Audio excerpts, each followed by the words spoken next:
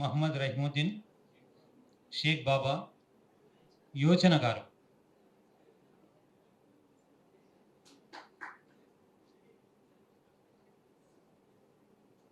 ఇప్పుడు సభను అధ్యక్షత వహించవలసిందిగా కవి యాకూబ్ గారిని కోరుతూ. యోచన గారు వస్తున్నారు.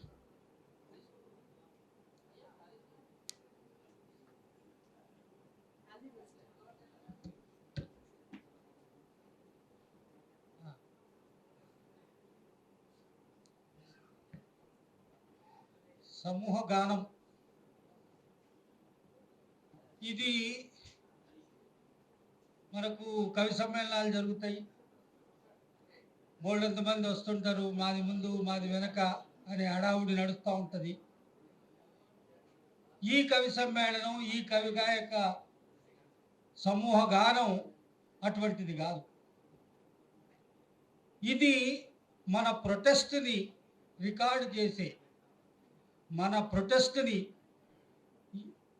ఇప్పుడున్న యాంటీ ఫ్యాసిస్ట్ తీరుతెన్నుల మీద, ప్రజాస్వామ్యం మొత్తం కాలరాచి వేసేటువంటి దశలో మనుషుల్ని మనుషులుగా కాక కేవలం అంకెలుగా మారుస్తున్నటువంటి కాలంలో మేము మా ప్రజాస్వామ్యాన్ని కాపాడుకుంటాం. మేము ఈ లౌకికమైనటువంటి తత్వం ఏదైతే ఉన్నదో ఈ భారతదేశానికి, దానికోసం మేము పోరాడుతాం. నరేష్ కుమార్ సూఫీ అన్నట్టు మేము రోబోట్లం కాదు, మేము యంత్రాలం కాదు, మేము మనుషులం, మేము రక్త మాంసాలు ఉన్నటువంటి వాళ్ళం. ఇక్కడ జరుగుతున్నటువంటి దేన్ని కూడా మేము ఉపేక్షించం. మాకు ద్వేషం అక్కర్లేదు, మా దేశం కావాలి. ఇది స్పిరిట్. ఈ స్పిరిట్ని ఈ తెలుగు నేల మీద నుంచి ఇక్కడ ఉన్నటువంటి వాళ్ళమంతా, ఇక్కడకు రాని వాళ్ళమంతా, ఇక్కడకు వేరే కారణాల వల్ల రాని వాళ్ళంతా ఒక కంఠంతో చెప్పాల్సిన మాట. దానికోసం ఇది. నేను ముందున్నానా, నేను వెనుకున్నానా, నేను పక్కన ఉన్నా లేదా, నువ్వు ఇంట్లో ఉన్నా సరే ఈ వాయిస్ కలపాలి. అదర్వైజ్ నువ్వు ఫ్యాసిస్టువే.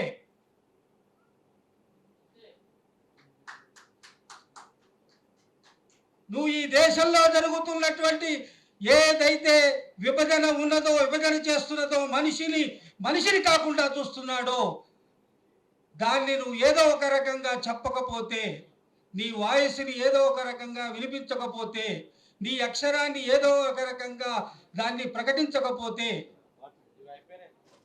నువ్వు అదే అనేటువంటి స్థితిలో ఈ సమూహ గానాన్ని ఇవాళ ఏర్పాటు చేసుకొని పొద్దుటి నుంచి దాన్ని ఆ రకమైనటువంటి అగనితో జరుగుతున్నటువంటి ఇది దేశం కాదు.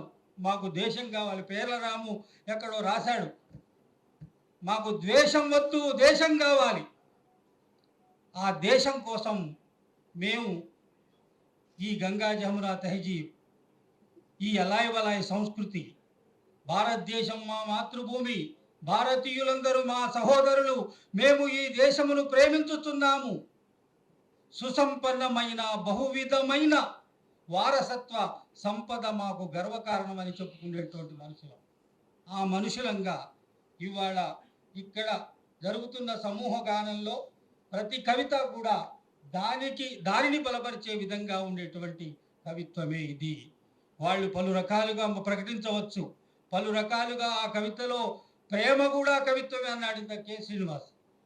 దేశమే కాదు, ప్రేమ కూడా ఏదైతే సున్నితత్వాన్ని మొత్తం హరించేటువంటి స్థితిలో ఆ సున్నితత్వాన్ని స్థిరీకరించే లేకపోతే చూపించేటువంటి ప్రతి కవిత కూడా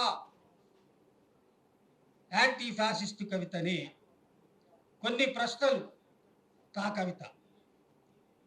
కవిత కొన్ని ప్రశ్నలు.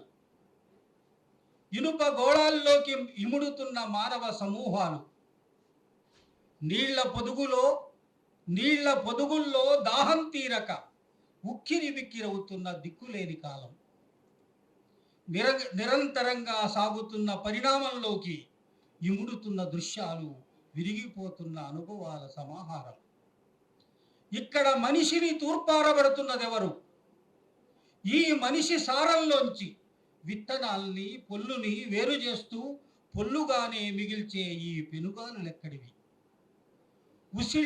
ఉసిళ్ళ గుంపులా కదులుతున్న ఈ సమూహాల మధ్య, మసిబారుతున్న జీవన కాంతుల మధ్య తుఫానులా విరుచుకుపడుతున్న ఈ ప్రశ్నలెక్కడివి? ఇక్కడ కాగితపూల పరిమళాల్ని సృష్టిస్తున్న సృష్టికర్తలెవరు? సందేహాల మధ్య, చావు బతుకుల మధ్య, సర్ప పరిష్వంగాల నడుమ మరుగుతున్న జీవితాలు. దూరం దూరం, మనిషికి మనిషికి మధ్య ఎవరూ అతకలేనంత దూరం. ఈ మనిషిని, ఇక్కడి మనిషిని చీత్కరిస్తున్న ఈ సందిగ్ధ కాలం ఎక్కడిది? వేద పురాణాల మీద దర్శించే జీవితాల్ని, వేద పురాణాల మీద దర్శించే జీవితాల్ని ప్రామాణికం చేసుకునే సంస్కృతిలోకి, తిరోగమన కాలంలోకి, అణిచివేతల గాయాల నిన్నటిలోకి తలుపులు తీస్తున్న ఆ అమానవులెవరు? గొంతు స్వేచ్ఛగా పెగలనీయని, గొంతు స్వేచ్ఛగా పెగల్చనీయని మత ప్రమేయాలు, భూమిని సరిహద్దుల మధ్య బంధించి మనిషిని కాందీశీకుణ్ణి చేస్తున్న రాజ్యాలు, గాలి పీల్చినంత సులభంగా చంపగలిగే క్రౌర్యం, అవమానాల అసహనాల ఉరితాళ్లను పేలుతున్న ఆ చేతులెవరివి? కులం, మతం, ప్రాంతం, నలుపు తెలుపు, పొలికేకల మధ్య, కుట్రల మధ్య నలుగుతున్న అస్థిపంజరాల లాంటి మనుషుల్ని నిర్మిస్తున్న వారెవరు? మనిషి చుట్టూ అల్లుకుంటున్న ఈ యంత్రపు గూడు ఎక్కడిది? బతుక్కి చావుకి తేడా లేనంత బతుకు స్వరూపాన్ని రూపొందించే ఆధిపత్య భావజాలాల అంతఃసూత్రం ఎక్కడిది? ఉగ్గబట్టిన రోజులుగా ఉక్కిరి బిక్కిరి అవుతున్న బతుకుల్లోకి బొట్లు బొట్లుగా పడుతున్న విషబిందువుల మూలం ఎక్కడిది? ఈ కాలం భయపెట్టే పెద్ద ప్రశ్న. ఈ కాలం భయపెట్టే ఒక పెద్ద ప్రశ్న. మెలికలు తిరుగుతూ భయపెడుతున్న కొండ చిలువ, భయపెడుతున్న పీడకల. ఇది ప్రశ్నల్లోకే పయనిస్తున్నది. ఇక పరిష్కారం మాత్రమే అసలైన జవాబు. ఇది సమూహగానం. ఈ సమూహగానం మీద ప్రతి కవిత కూడా ప్రొటెస్ట్ యాంటీ ఫ్యాసిజం అని చెబుతూ, తర్వాతి కవుల్లో అన్న సయ్యద్ ఖుర్షీద్ తన కవితను వినిపిస్తాడు. సయ్యద్ ఖుర్షీద్ తర్వాత మన వడ్డబైన శ్రీనివాస్ అన్న.